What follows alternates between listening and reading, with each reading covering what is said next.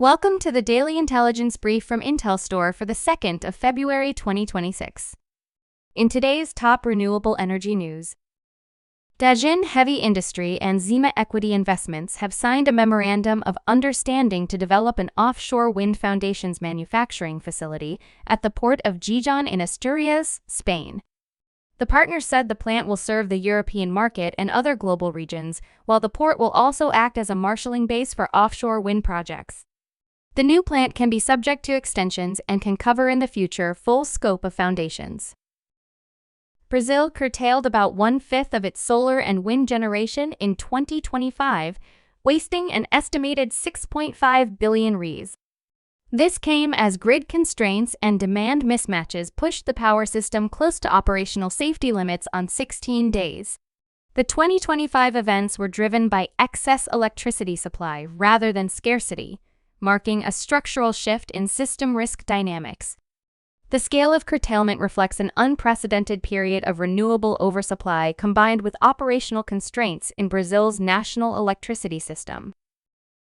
Renewable energy producers in Estonia received nearly 70 million euros in consumer-funded subsidies in 2025. The total output eligible for subsidies fell 13% over the year to 1,296 gigawatt-hours. Despite lower subsidy volume of renewable electricity production continued to grow.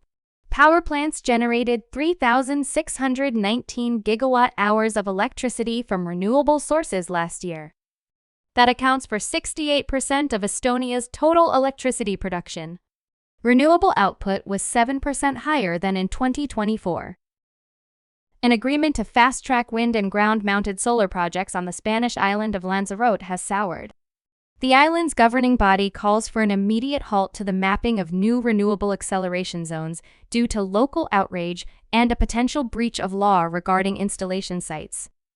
In a formal submission to the Canary Islands Regional Ministry for Ecological Transition and Energy, the council said the initial zoning had triggered avoidable social conflict on the island.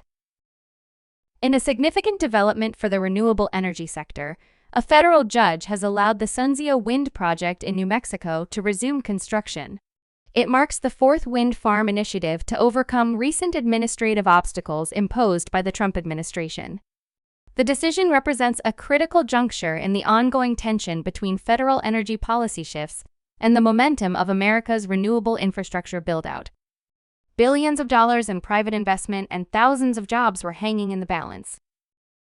You can learn more about all of IntelStor's market and sales intelligence offerings at www.intelstor.com and subscribe to our channel today.